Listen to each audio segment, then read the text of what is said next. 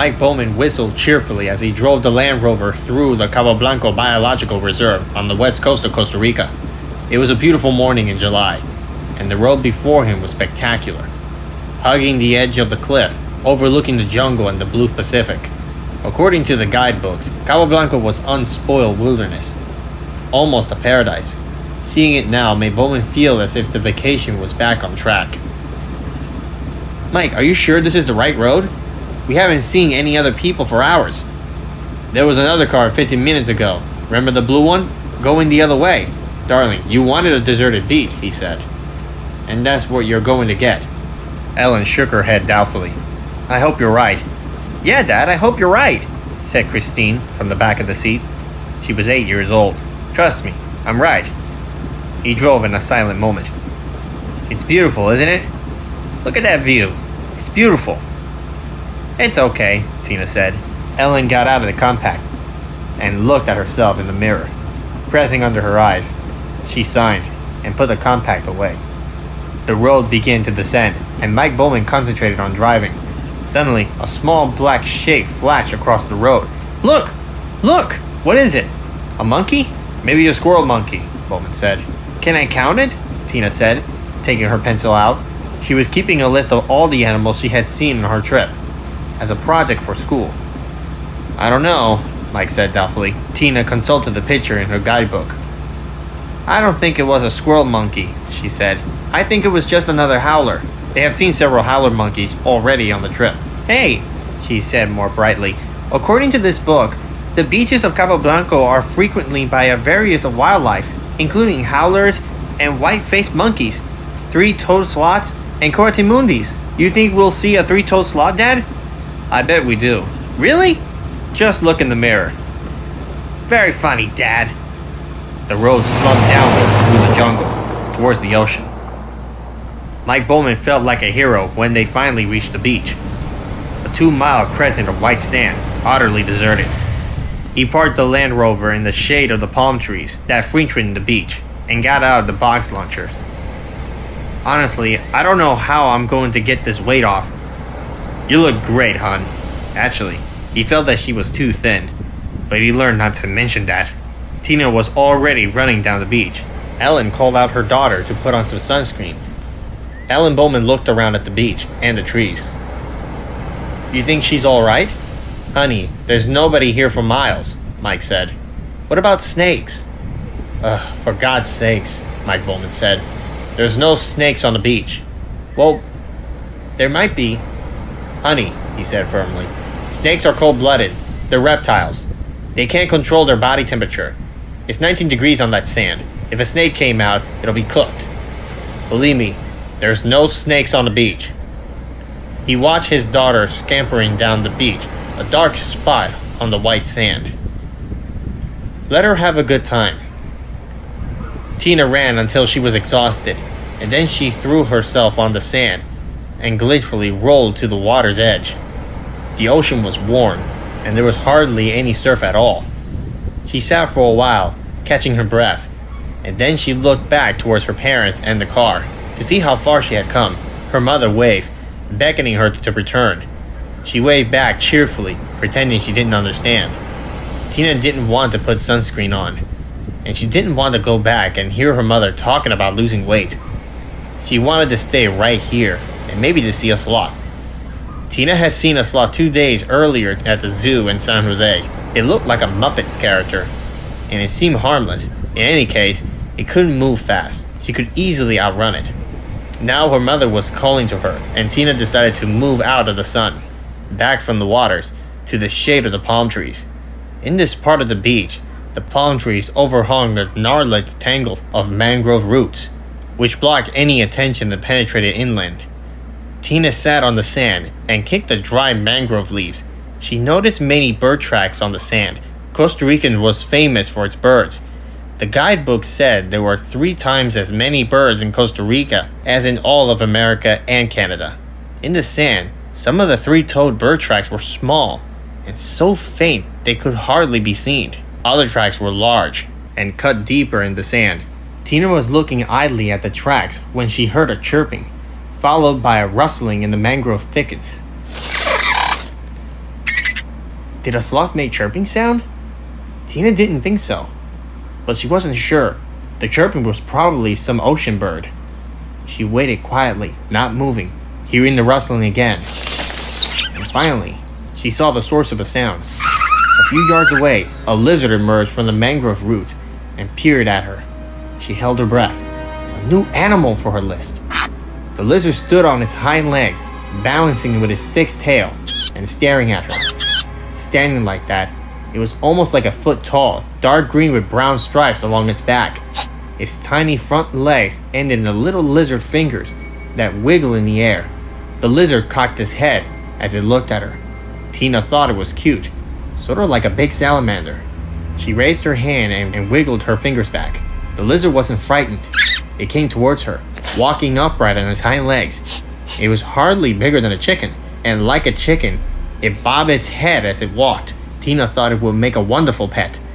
She noticed that the lizard left three-toed tracks that looked exactly like a bird tracks. The lizard came closer to Tina. She kept her body still, not wanting to frighten the little animal. She was amazed that it was coming so close. But she remembered that this was a natural park. All the animals in the park would know that they were protected. This lizard was probably tamed. Maybe even expected her to give it some food. Unfortunately, she didn't have any. Slowly, Tina extended her hand to show she didn't have any food. "Sorry," Tina said. "I just don't have anything." And then, without warning, the lizard jumped upon her outstretched hand. Tina could feel its little toes pinching the skin of her palm, and she felt the surprising weight of the animal's body pressing her arm down. And then the lizard scrambled up her arm towards her face. "I just wish I could see her," Ellen Bowman said, squinting in the sunlight. "That's all. Just see her." "I'm sure she's fine," Mike said, peeking through the box lunch packing by the hotel. There was an unappetizing grilled chicken and some kind of meat-filled pastry.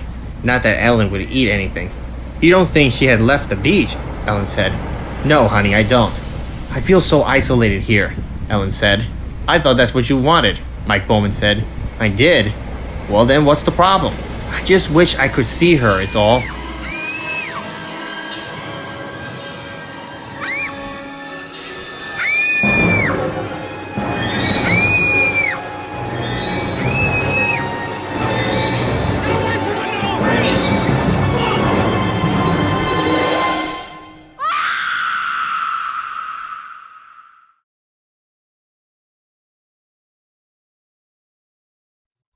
"I think she is quite comfortable now," Dr. Cruz said, lowering the plastic flap of the oxygen tent around Tina as she slept.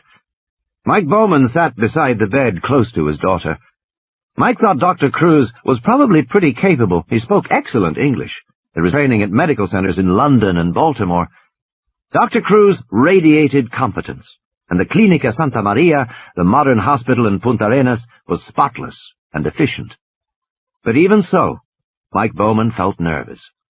There was no getting around the fact that his only daughter was desperately ill, and they were far from home. When Mike had first reached Tina, she was screaming hysterically. Her whole left arm was bloody, covered with a profusion of small bites, each the size of a thumbprint, and there were flecks of sticky foam on her arm, like a foamy saliva. He carried her back down the beach. Almost immediately, her arm began to redden and swell. Mike would not soon forget the frantic drive back to civilization, the four-wheel drive Land Rover slipping and sliding up the muddy track into the hills, while his daughter screamed in fear and pain, and her arm grew more bloated and red. Long before they reached the park boundaries, the swelling had spread to her neck, and then Tina began to have trouble breathing. "She'll be all right now?" Ellen said, staring through the plastic oxygen tent. "I believe so. I have given her another dose of steroids, and her breathing is much easier. And you can see the edema in her arm is greatly reduced." Mike Bowman said. "About those bites." "We have no identification yet," the doctor said. "I myself haven't seen bites like that before, but you'll notice they are disappearing. It's already quite difficult to make them out. Fortunately, I have taken photographs for reference, and I have washed her arm to collect some samples of the sticky saliva, one for analysis here, a second to send to the labs in San Jose, and the third we will keep frozen, in case it is needed. Do you have the picture she made? Yes, Mike Bowman said. He handed the doctor the sketch that Tina had drawn, in response to questions from the admitting officials. This is the animal that bit her? Dr. Cruz said, looking at the picture. Yes, Mike Bowman said. She said it was a green lizard, the size of a chicken or a crow. I don't know of such a lizard. She has drawn it standing on its hind legs. That's right, Mike Bowman said. She said it was walking on its hind legs. Dr. Cruz frowned. He stared at the picture a while longer. I am not an expert. I have asked for Dr. Guitierrez to visit us here. He is a senior researcher at the Reserva Biologica de Carrara, which is across the bay. Perhaps he can identify the animal for us. Isn't there someone from Cabo Blanco? Bowman asked. That's where she was bitten. Unfortunately not, Dr. Cruz said. Cabo Blanco has no permanent staff, and no researcher has worked there for some time. You were probably the first people to walk on that beach in several months. But I am sure you will find Dr. Guitierrez to be knowledgeable. Dr. Guitierrez turned out to be a bearded man wearing khaki shorts and shirt. The surprise was that he was American. He was introduced to the Bowmans, saying in a soft southern accent, "Mr. and Mrs. Bowman, how are you doing? Nice to meet you." And then explained that he was a field biologist from Yao who had worked in Costa Rica for the last 5 years. Martin Guitierrez examined Tina thoroughly, lifting her arm gently, peering closely at each of the bites with a penlight, then measuring them with a small pocket rule. After a while, Guitierrez stepped away, nodding to himself as if he had understood something. He then inspected the polaroids and asked several questions about the saliva, which Cruz told him was still being tested in the lab. Finally, he turned to Mike Bowman and his wife, waiting tensely. "I think Tina's going to be fine. I just want to be clear about a few details," he said, making notes in a precise hand. "Your daughter says she was bitten by a green lizard, approximately 1 feet high, which walked upright onto the beach from the mangrove swamp?" "That's right, yes." "And the lizard made some kind of vocalization?" "Tina said it chirped or squealed. Like a mouse, would you say?" "Yes." "Well then," Dr. Guitierrez said, "I know this lizard." He explained that of the 6,000 species of lizards in the world, no more than a dozen species walked upright. Of those species, only 4 were found in Latin America. And judging by the coloration, the lizard could be only one of the 4. "I am sure this lizard was a Basiliscus amoratus, a striped basilisk lizard found here in Costa Rica, and also in Honduras. Standing on their hind legs. They're sometimes as tall as a foot. Are they poisonous?" "No, Mr. Bowman, not at all." Guitierrez explained that the swelling in Tina's arm was an allergic reaction. According to the literature, 14% of people are strongly allergic to lizards, and your daughter seems to be one of them. She was screaming. She said it was so painful. "Probably it was," Guitierrez said. "Reptile saliva contains serotonin, which caused tremendous pain." He turned to Cruz. "Her blood pressure came down with antihistamines?" Yes, Cruz said promptly. "Serotonin," Guitierrez said. "No question." Still, Ellen Bowman remained uneasy. But why would a lizard bite her in the first place? "Lizard bites are very common," Guitierrez said. "Animal handlers in zoo get bitten all the time. And just the other day, I heard that a lizard had bitten an infant in her crib in Amaluya, about 60 miles from where you were. So bites do occur. I'm not sure why your daughter has so many bites." "What was she doing at that time?" "Nothing. She said she was sitting pretty still, because she didn't want to frighten it away." "Sitting pretty still," Guitierrez said, frowning. He shook his head. "Well, I don't think we can say exactly what happened. Animals are unpredictable." "And what about those fomites saliva on her arm?" Ellen said. "I kept thinking about rabies." No, Dr. Guitierrez said. "A reptile can't carry rabies, Mrs. Bowman.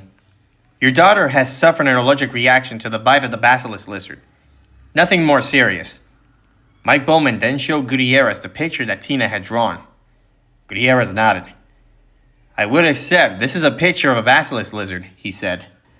"A few details were wrong, of course. The neck is much too long, and she has drawn the hind legs with only 3 toes instead of 5. The tail is too thin and raised too high. But otherwise, this is a perfectly serviceable lizard of the kind we are talking about." "But Tina specifically said the neck was long," Ellen Bowman insisted, and she said there were 3 toes on the foot. Tina's pretty observant, Mike Bowman said. I'm sure she is, Guitierrez said, smiling.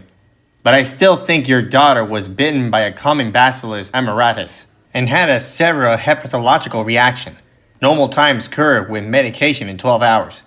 She should be just fine in the morning. In the modern laboratory in the basement of the Clinica Santa Maria, word was received that Dr. Guitierrez had identified the animal that had bitten the American child as a harmless basilisk lizard. Immediately, the analysis of the saliva was halted, even though a preliminary fractionation showed several extremely high molecular weight proteins of unknown biological activity. But the night technician was busy, and he placed the saliva samples on the holding shelf of the refrigerator. The next morning, the day clerk checked the holding shelf against the names of discharged patients. Seeing that Bowman Christina L. was scheduled for discharge that morning, the clerk threw out the saliva samples. At the last moment, he noticed that one sample had the red tag, which meant that it was to be forwarded to the university lab in San Jose. He retrieved the test tube from the wastebasket and sent it on its way. Go on, say thank you to Dr. Cruz, Ellen Bowman said, and pushed Tina forward. Thank you, Dr. Cruz, Tina said. I feel much better now. She reached up and shook the doctor's hand. You have a different shirt. For a moment, Dr. Cruz looked perplexed. Then he smiled. That's right, Tina. When I work all night at the hospital, in the morning I change my shirt. But not your tie? No, just my shirt, Ellen Bowman said. Mike told you she's observant. She certainly is. Dr. Cruz smiled and shook the little girl's hand gravely. Enjoy the rest of your holiday in Costa Rica, Tina. I will. The Bowman family had started to leave when Dr. Cruz said, Oh, Tina, do you remember the lizard that bit you? You remember its feet? Did it have any toes? Yes. How many toes did it have? 3, she said. How do you know that? Because I looked, she said. Anyway, all the birds on the beach made marks on the sand with 3 toes, like this. She held up her hand, middle 3 fingers spread wide. And the lizard made those kind of marks on the sand too. The lizard made marks like a bird? Tina said. He walked like a bird too. He jerked his head like this, up and down. She took a few steps, bobbing her head. After the Bowmans had departed, Dr. Cruz decided to report this conversation to Guitierrez at the biology station. I must admit the girl's story is puzzling, Guitierrez said. I have been doing some checkings myself. I am no longer certain she was bitten by a bacillus. Not certain at all. Then what could it be? Well, let's not speculate prematurely. By the way, have you heard any other lizard bites at the hospital? No. Why? Let me know, my friend, if you do.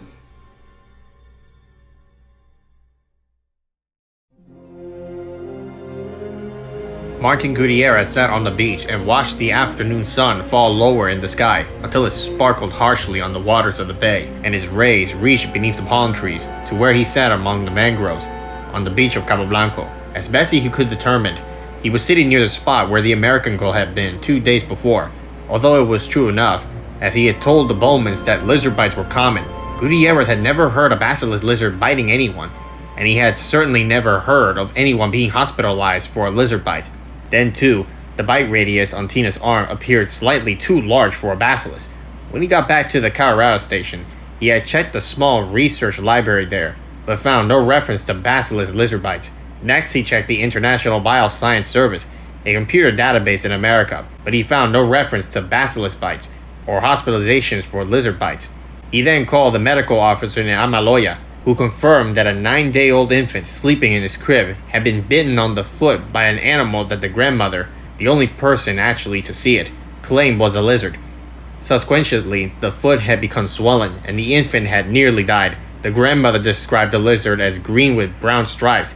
It had bitten the child several times before the wound frightened it away. Strange, Guitierrez had said. No, like all the others, the medical officer replied, adding that he had heard the other biting incidents. A child in Vasquez, the next village up the coast, had been bitten while sleeping, and another in Puerto Sotrero. All these incidents had occurred in the last 2 months. All had involved sleeping children and infants. New species were being discovered all the time at a pace that had increased in recent years, for a sad reason. Costa Rican was becoming deforested, and as jungle species lost their habitats, they moved to other areas, and sometimes changed their behaviors as well. So a new species were perfectly possible, but along with the excitement of a new species was worrisome possibility of new diseases. Lizards carried various diseases, including several that could be transmitted to men.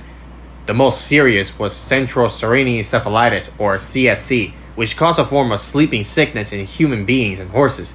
Guitierrez felt it was impossible to find this new lizard, if only to test it for a disease. Sitting in the beach, he watched the sun drop lower and sighed. Perhaps Tina Bowman had seen a new animal, or perhaps not. Certainly Guitierrez had not. Earlier that morning, he had taken the air pistol, loaded the clip and ligament darts, and set out for the beach with high hopes. But the day was wasted. Soon he would have to begin to drive back up the hill from the beach. He did not want to drive that road in darkness. Guitierrez got to his feet and started back up the beach. Farther along, he saw a dark shape of a howler monkey, ambling along the edge of the mangrove swamp. Guitierrez moved away, stepping out towards the water. If there was one howler, there would probably be others in the trees overhead, and howlers tended to urinate on intruders. But this particular howler monkey seems to be alone, and walking slowly, and paused frequently to sit in his haunches. The monkey had something in its mouth. As Guitierrez came closer, he saw it was eating a lizard. The tail and the hind legs dropped from the monkey's jaws. Even from the distance, Guitierrez could see the brown stripe against the green. Guitierrez dropped to the ground and aimed the pistol. The howler monkey, accustomed to living in a protected reserve, stared curiously. He did not run away, even when the first dart went harmlessly past him. When the second dart struck deep into the thigh, the howler shrieked in anger and surprise, dropping the remains of its meal as it fled into the jungle. Guitierrez got to his feet and walked forward. He wasn't worried about the monkey. The tranquilizer dose was too small to give it everything but a few minutes of dizziness. Already, he was thinking of what to do with his new find. Guitierrez himself would write a preliminary report, but the remains would have to be sent back to the United States for final positive identification, of course. To whom should he send it? Probably, Marty thought, he would send his lizard to Dr. Simpson.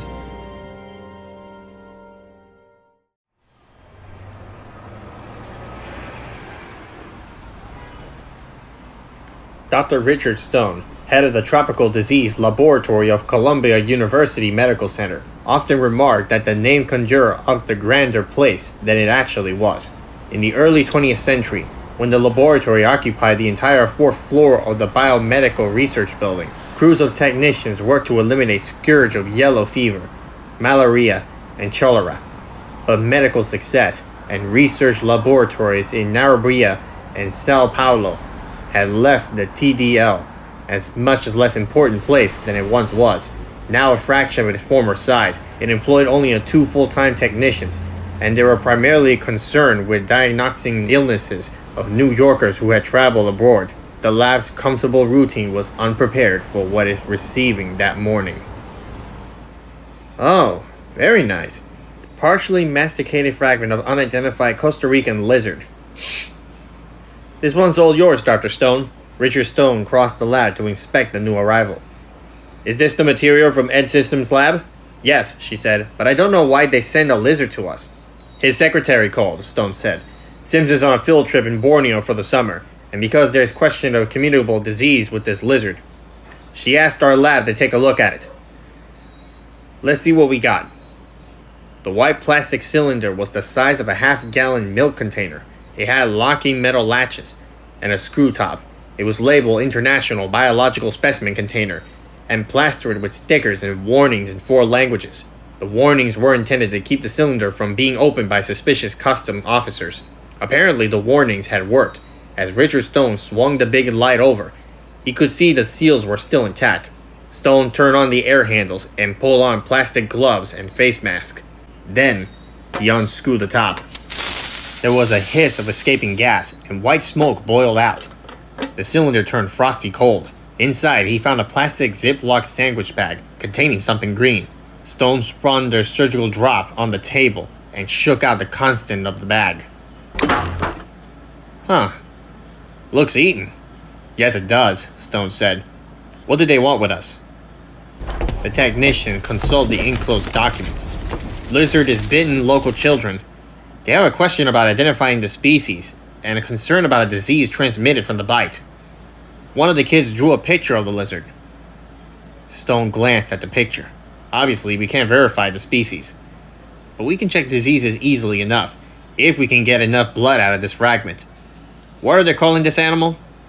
Basiliscus amoratus, with 3-toed genetic anomaly. Okay, Stone said. Let's get started. While you're waiting for it to thaw, do an x-ray and take Polaroids for the record. Once we have blood, start running antibody sets until we get some matches. Let me know if there's a problem. Before lunchtime, the lab had its answers. The lizard's blood shows no significant reactivity to any viral or bacterial antigen. They had run toxicity profiles as well, and they had found only one possible match.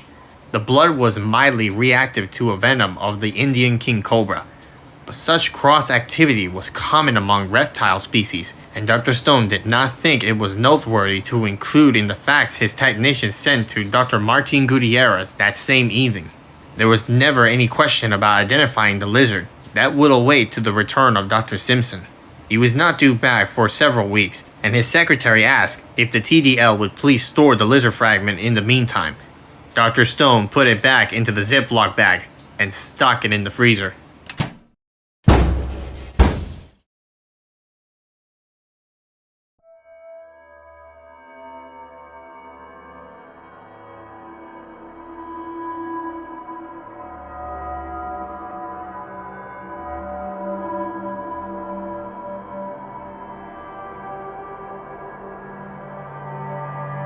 Guitierrez made two assumptions based on the memo.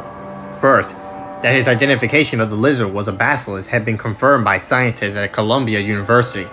And second, that the absence of commutable disease meant a recent episode of sporadic lizard bites implied no serious health hazard of Costa Rica.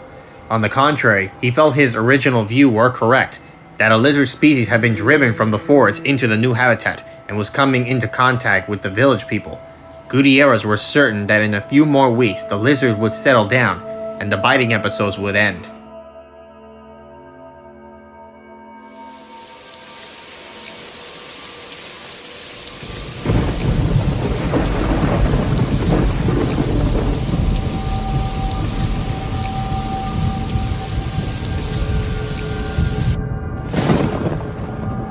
It was nearly midnight. Power had been lost in the storm, and the midwife Elena Morales was working by a flashlight when she heard a squeaking, chirping sound. Thinking that it was a rat, she quickly put the compressor on the forehead of the mother and went into the next room to check on the newborn baby. As her hand touched the doorknob, she heard the chirping again, and she relaxed. Eventually, it was just a bird flying into the window to get out of the rain. Costa Rican said that when a bird came to visit a newborn baby, it brought good luck. Elena opened the door. The infant laying in his wicker bassinet, swathed in a light blanket, only his face exposed. Around the rim of the bassinet, 3 dark green lizards crouched like gargoyles. When they saw Elena, they cocked their heads and stared curiously at her, but did not flee. In the light of her flashlight, Elena saw blood dripping from their snouts. Softly chirping, one of the lizards bent down and with a quick shake of his head tore a ragged chunk of flesh from the baby. Elena rushed forward, screaming, and the lizards fled into darkness. But long before she reached the bassinet, she could see what had happened to the infant's face, and she knew the infant must be dead. The lizards scrambled into the rainy night, chirping and squealing, leaving behind only bloody 3-toed tracks, like birds.